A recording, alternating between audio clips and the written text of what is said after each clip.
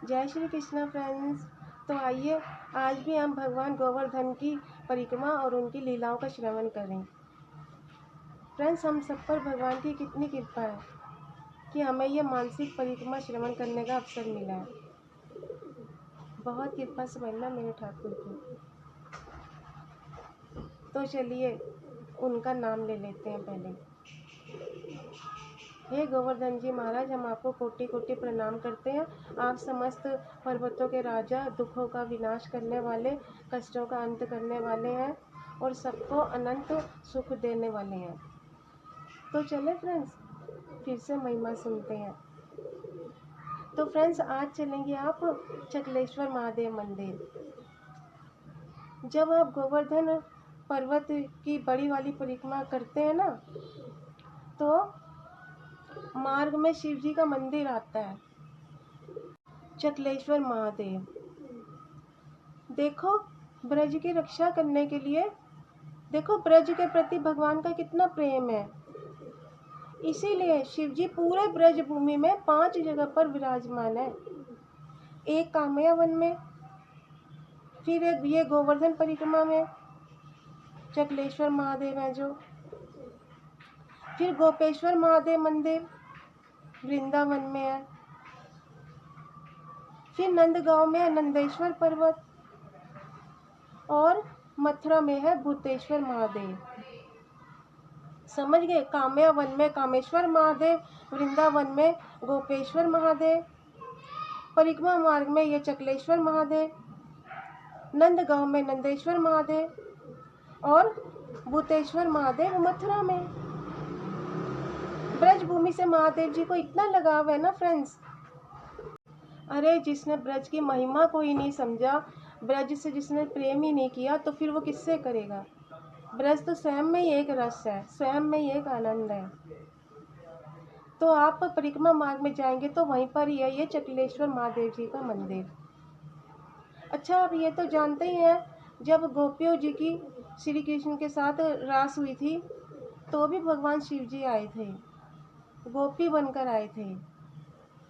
और जब भगवान जी प्रकट हुए थे, गोकुल आए थे बाल रूप में, तो तब भी शिव जी साधु का रूप धारण करके, योगी का वेश धारण करके ही आए थे। तो ये शिव जी का ब्रजभूमि से बहुत बड़ा वास्ता है मेरे भोलेनाथ जी का। अच्छा, अब आप सोचिए, जिस कृष्ण प्रेम के लिए वो मेरे महादेव जी गोपी बनकर आए, मेरे महादेव बाबा कितने त्यागी और विरागी है ना। अच्छा, आप देखो वृंदावन में जो गोपेश्वर महादेव मंदिर है, आज भी फ्रेंड वहाँ पर शिव जी को गोपी बनाया जाता है, साड़ी वगैरह उड़ाई जाती है, श्रृंगार किया जाता है उनका। तो वृंदावन में गोपेश्वर महादेव के भी दर्शन जरूर कीजिएगा, और गोवर्धन परिक्रमा मार्ग में चकलेश्वर महादेव जी के दर्शन जरूर कीजिएगा। तो चलिए चलते अब चकलेश्वर महादेव जी का जो मंदिर है, और जो अभी हमने आपसे ये 5 मंदिरों के जिक्र किए हैं, ये सब इन मंदिरों की स्थापना की थी भगवान श्री कृष्ण के परपोत्र वज्रनाथ ने। आपको ध्यान तो होगा ही, कल परसों जिक्र किया था श्री कृष्ण जी के पुत्र प्रद्युम्न, प्रद्युम्न के पुत्र अनिरुद्ध, अनिरुद्ध के पुत्र वज्रनाथ। तो वज्रनाथ ने ही फिर वृंदावन की भगवान की लीलाओं की सारी खोज की थी, श्रृंगार किया जाता है उनका। और वृंदावन में गोपेश्वर महादेव के दर्शन कीजिएगा, और गोवर्धन परिक्रमा मार्ग में चकलेश्वर महादेव जी के दर्शन कीजिएगा जरूर।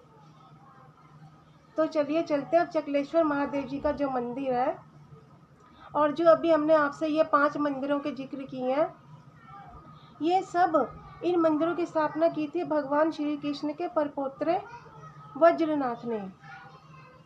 आपको ध्यान तो होगा ही, कल परसों जिक्र किया था श्री कृष्ण जी के पुत्र प्रद्युम्न, प्रद्युम्न के पुत्र अनिरुद्ध, और ये उनके पुत्र वज्रनाथ। तो वज्रनाथ ने ही फिर वृंदावन की भगवान की सारी लीलाओं की खोज की थी, और वो भी सांडिल मुनि की सहायता से। ये बहुत ही पहुंचे हुए महात्मा थे फ्रेंड्स, सांडिल मुनि, जिन्होंने सारी कृष्ण की लीलाओं के दर्शन किए थे और कृष्ण के परपोत्रे वज्रनाथ को भी बताया था कि कहाँ कहाँ पर लीलाएं हुई थी। तो अब चलते हैं आगे। तो अब उनके थोड़े ही सामने आगे जाके श्री सनातन गोस्वामी महाराज जी की भजन कुटिया है। श्रीला सनातन गोस्वामी महाराज, देखो वज्रनाथ ने आज से 5,000 साल पहले लीला स्थलों पर जो भी है, कल आज से मतलब 5,000 साल पहले कलयुग के आरंभ में सारी लीला स्थली ढूंढी थी। फिर धीरे धीरे करते करते वो सारे स्थान न ढक गए, झाड़ियों में, वृक्षों में जो कुंड थे वो भी ढक गए। फिर जब फ्रेंड्स चैतन्य महाप्रभु इस धराधाम पर आए ना, स्वयं श्री कृष्ण, आप तो जानते ही हैं, आज से लगभग 533 वर्ष पहले, लगभग 1486 में चैतन्य महाप्रभु आए थे ना, तो लगभग कितने साल हो गए? आई थिंक 538 साल हो गए होंगे। चैतन्य महाप्रभु स्वयं धराधाम पर आए और वह स्वयं राधा कृष्ण है। तो फिर चैतन्य महाप्रभु ने देखा कि ये सारे लीला स्थल तो ढक गए हैं, सारा जंगल ही जंगल हो गया है, और कहाँ ढूंढे फिर, कौन सा स्थान कहाँ है, कहाँ लीलाएं की हैं। तो उन्होंने अपने शत गोस्वामियों को आज्ञा दी, तो फिर उन्होंने ये लीला स्थल ढूंढे थे। जी हाँ, ये आज भी जो ब्रज में वृंदावन धाम में ये लीला स्थान है ना, जहाँ पर श्री कृष्ण राधा रानी जी ने लीलाएं की थी, तो वहाँ पर गोवर्धन मार्ग में श्रीला सनातन गोस्वामी महाराज जी की कुटिया है। उससे पहले वो वृंदावन में रहते थे, वृंदावन धाम में। अच्छा, वृंदावन धाम में सबसे ऊंचा मंदिर है, आपने देखा होगा, मदन मोहन मंदिर। उसी मदन मोहन मंदिर के पास ही उनकी भजन कुटिया है। वे वहाँ भजन करते थे और राधा मदन मोहन जी की वहाँ सेवा करते थे। एक समय की एक लीला भी थी, बहुत अच्छी लीला है, कि श्रीला सनातन गोस्वामी महाराज आटा लेकर आते थे भिक्षा में, और उसका एक गोला बनाते थे और उसको आग में सेक कर उसी का भोग लगाते थे। तो एक दिन भगवान ने कहा थोड़ा नमक भी डालिए आप, बहुत अच्छी लीला है ये। तो ये वही वाले श्रीला गोस्वामी महाराज जी हैं। तो ऐसे आचार्यों को कोटि कोटि प्रणाम, जिन्होंने अपना पूरा जीवन कृष्ण को दे दिया, पूरा जीवन राधा रानी को दे दिया, पूरा जीवन चैतन्य महाप्रभु जी को दे दिया। श्रीला सनातन गोस्वामी महाराज जी के पास इतना धन था फ्रेंड्स, इतना धन था अनगिनत, सब उन्होंने ठुकरा दिया था और सन्यासी बनकर वृंदावन में भजन अपना नाम सिमरन करते रहे। फ्रेंड्स, जो सुख सत्संग में है, जो सुख हरि कथा में है, वो कहीं भी नहीं है, मान लीजिए आप ये बात। चलिए सुनते हैं अब जरा सत्संग की महिमा थोड़ी सी सुनते हैं। अच्छा फ्रेंड्स, जब हम बहुत तीखा खा लेते हैं ना, बहुत ज़्यादा तीखा, हरी मिर्च या मिर्चों वाली कोई चीज़, तो हमारी जुबान चलती है ना, ये जल्दी से कुछ मीठा ला के दो, आँखों में से भी पाना। तो जैसे ही मीठा खाते हैं एकदम शांत, वो जो आँखों का पानी है, जो जलन है, वो सब खत्म हो जाती है। होता है ना ऐसे। तो ऐसे ही फ्रेंड्स, जो अंदर की जलन है वो कैसे शांत हो। ये जो विकारों की जलन है, काम, क्रोध, लोभ, ये जला रहा है हमें अंदर ही अंदर। लोभ हमें जला रहा है, क्रोध हमें जला रहा है, वासनाएं हमको जला रही हैं। आप देखो फ्रेंड्स, वासना को भी आग कहा है शास्त्रों ने। तो हम ये सब आग में जल रहे हैं, ये सारी चीज़ें हमको जला रही हैं। तो सत्संग उसे मिठाई का काम करती है, जो इन सब विकारों को शांत कर देती है। सत्संग उस मिठाई की तरह है, जैसे खाने से मुंह जल जाता है, या गरम गरम खाने से, या जैसे हम मिर्ची खाते हैं, या मतलब कड़वी दवाई, या फिर ऐसी हमें तीखे वचन भी सुनने पड़ते हैं। तो ऐसे ही जब हम कुछ कड़वा खा लेते हैं तो कहते हैं कि मीठा दो कुछ, या कड़वी दवाई खा लेते हैं तो कहते हैं कि जल्दी से मीठा दो कुछ। होता है ना ऐसे। जी होता है। तो ये विकारों की आग, ये कड़वे शब्द, कभी तीखे शब्द, तो ये सत्संग और मिठाई का काम करती है। लेकिन सत्संग वो मिठाई है जो शुगर नहीं करती। सत्संग तो वो है, ये एक रस है जो हमें कभी बीमारी नहीं फैला सकती, हमारी बीमारियों को दूर करती है उल्टा। आपसे कुछ दिन पहले बताया था ना, हमारे गुरु महाराज जी हैं, उनके सुपुत्र जो बहुत क्रिटिकल थे, बताया था आपसे, डॉक्टर ने जवाब दे दिया था। लेकिन मैं आपको कृपा बताऊं, गुरु कृष्ण की, राधा रानी की, कल वे डिस्चार्ज होकर घर भी आ गए हैं। तो ट्रस्ट कृष्णा। तो सत्संग क्या करती है? सत्संग वो मिठास है, हमारे अंदर जो जलन है ना उसको शांत कर देती है। अब जैसे घर में छोटी मोटी आग लग जाती है तो पानी डालो तो बुझा देते हैं ना, या जंगल में आग लगती है तो वर्षा के से वो बुझ जाती है। तो ऐसे ही सत्संग, ऐसी अंदर की जो आग है उसे सत्संग बुझाता है जी। सत्संग वो पानी का काम भी करता है। तो कभी कथा मत छोड़ना फ्रेंड्स। तो अभी हम आ रहे हैं वो गोवर्धन परिक्रमा मार्ग की तरफ। देखो, अब एक स्थान से दूसरे स्थान के बीच में थोड़ी गैप होती है ना, तो उस गैप को हम कवर कर रहे हैं ना, थोड़ी सत्संग की महिमा भी सुन रहे हैं, हरी कथा भी सुन रहे हैं। तो अभी दूसरा स्थान आ रहा है ना, आगे हम बढ़ेंगे ना, करेंगे, हम परिक्रमा भी करेंगे, साथ साथ प्रभु की महिमा भी सुनेंगे, ऐसे ही प्रेम से धीरे धीरे। देखो फ्रेंड्स, 3 तरह की परिक्रमा होती हैं। एक चल चल के परिक्रमा करो, दूसरी दंडवती परिक्रमा जो लेट लेट कर की जाती है, और तीसरी होती है दूध की परिक्रमा जो आपको बताया था 2 दिन पहले, है ना। तो फ्रेंड्स, ऐसा कहा जाता है कि जीवन में हर इंसान को कम से कम 7 परिक्रमा तो अवश्य करनी चाहिए। अब ज़्यादा हो जाए तो ये और अच्छी बात है। अच्छा, अब जो बुजुर्ग है वो कहेंगे हम क्या करें, तो ठीक है, मानसिक परिक्रमा कर रहे हैं ना, तो ये भी करो। ये उन लोगों के लिए है जो बुजुर्ग है। अच्छा, अब जो जवान है, कृष्ण कृपा से तंदुरुस्त है, शरीर में शक्ति है, थोड़ा धन भी है, समय भी है, तो जाओ परिक्रमा करो, वृंदावन के दर्शन करो। अब मनुष्य कुछ को सार्थक तो करना ही है ना। और वैसे तो हरि कथा स्वयं में एक सबसे बड़ा तीर्थ है, जहाँ पे स्वयं मेरे ठाकुर जी आकर विराजमान होते हैं। कहा था ना आपने, हे नारद जी, मैं कहीं नहीं रहता हूँ, मैं वहाँ रहता हूँ जहाँ प्रेम से मेरे भक्त मेरा नाम सिमरन करते हैं, मुझे बुलाते हैं, मेरी कथा भजन कीर्तन करते हैं, सुनते हैं। तो हे नारद जी, मैं वहीं रहता हूँ।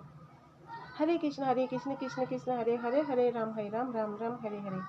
तो करिए, आप जितना भजन करेंगे आपका ही भला है, जितने कर्म अच्छे होंगे उतना ही भला होगा। इस मनुष्य शरीर का उद्देश्य भी तो किसी मकसद से ही मिला है ना।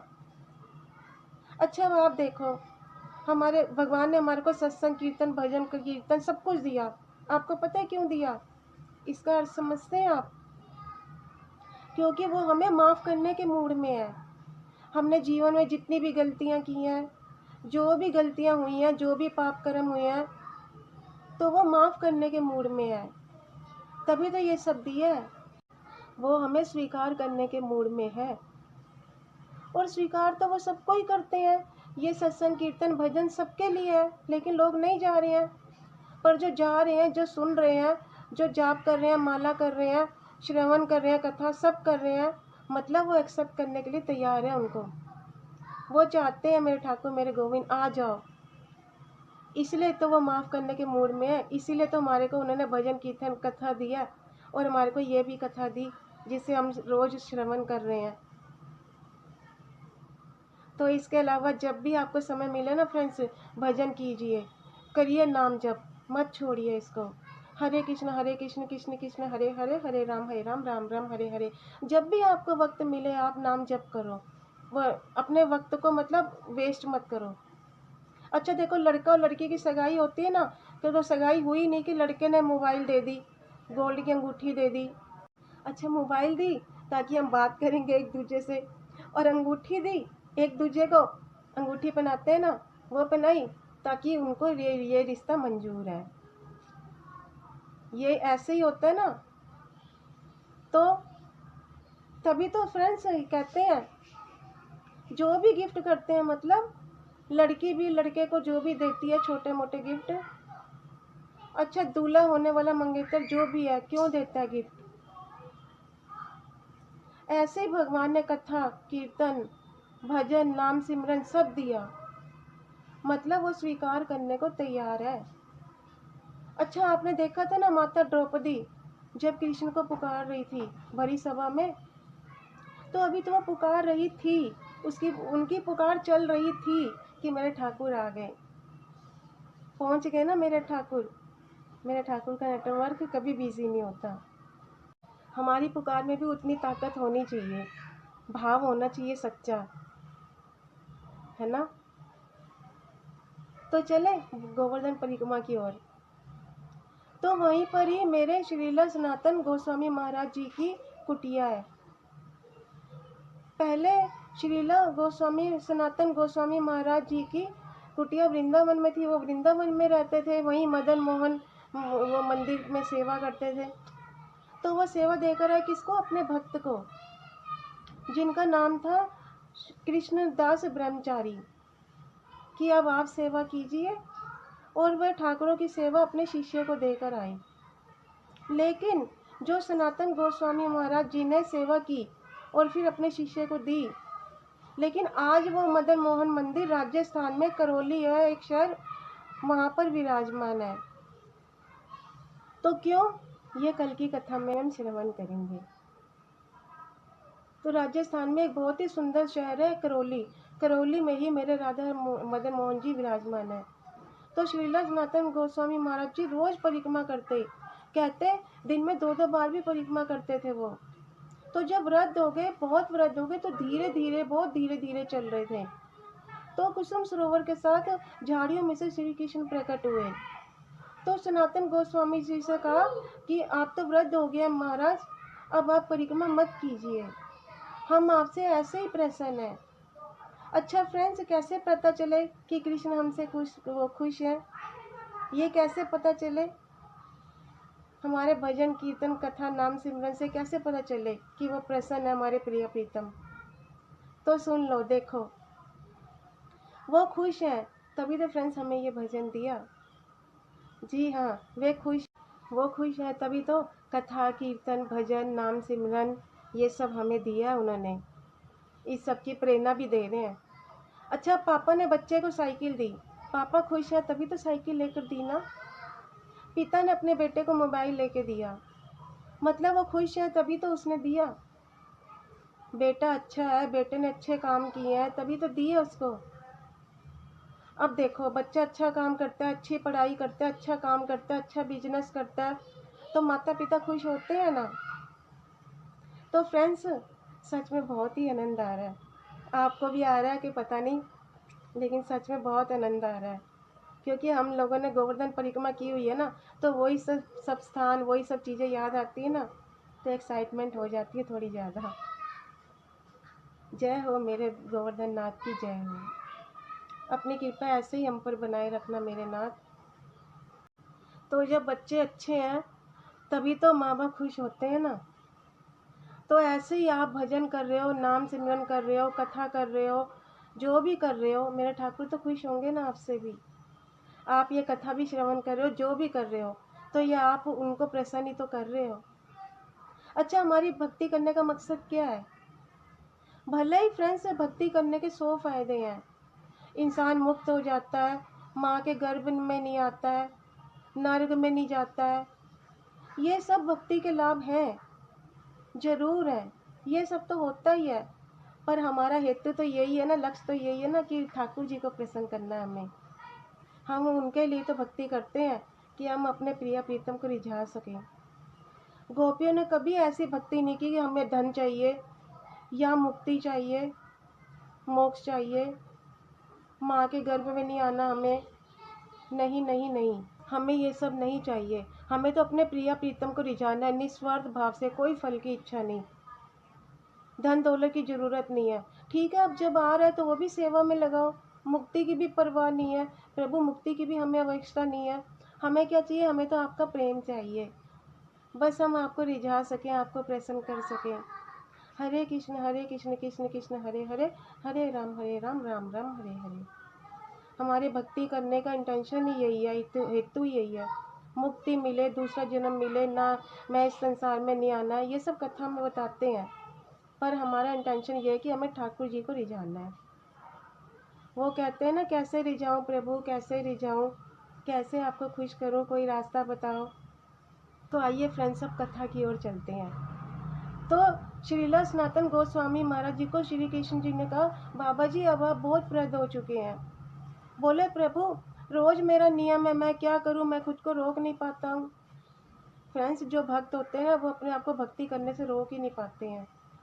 देख लीजिए आप, मुझे मेरी माला दे दो, अरे भाई आपकी तबीयत खराब है, कहते हैं ना घर वाले कभी कभी ऐसा, आराम करो आप, हाँ हाँ सो रहे हैं, एक माला तो कर लें। तो भजन करो फ्रेंड्स, हरे कृष्ण कृष्ण कृष्ण हरे हरे, हरे राम राम राम हरे हरे। तो तब भगवान ने श्री गोवर्धन पर्वत की एक शिला ली, और एक शिला में मतलब उस एक इतनी सी शिला ली, उस शिला पे अपने चरण रखे, वो चरण उनके छप गए, और वो उस पे गौ का निशान दिया, 4 चिन्ह दिए, और कहा कि आप इसकी 4 परिक्रमा करो, आपकी परिक्रमा मानी जाएगी। आज भी फ्रेंड्स वही शिला वृंदावन मंदिर, राधा दामोदर मंदिर है जो उसमें विराजमान है। जाइए राधा दामोदर मंदिर में, पहले बता चुके हैं आपको, आनंद ही आनंद है। जन्माष्टमी नज़दीक है फ्रेंड्स, बहुत ही एक्साइटमेंट हो रही है, क्या आपको भी हो रही है? अच्छा, अब कल एक और लीला आएगी, जो सनातन श्रीला गोस्वामी महाराज जी है ना, उनकी जो कुटिया थी ना, उनकी कुटिया में फ्रेंड्स हजारों मच्छर, इतने मच्छर कि जिसका कोई अंत ही नहीं। इन दोनों जैसे मच्छर बहुत फैले हुए हैं, बरसात के दिन है, डेंगू, मलेरिया, वायरल फीवर वगैरह, ये सब। आप भी अपना ख्याल रखिएगा, ये बीमारियां फैली हुई है ना, तो सावधान रहना। तो हजारों मच्छरों के बीच में वो बाबा बहुत परेशान करते थे, घूं घूं घूं घूं घूं घूं। तो ये लीला हम कल श्रवण करेंगे, बहुत खूबसूरत लीला है। बाबा जी तो कुटिया छोड़कर ही जा रहे थे कि कहीं और कुटिया बना लेंगे, फिर कहीं कुछ और रास्ता निकला, और रास्ता किसने निकाला? मेरे महादेव जी ने।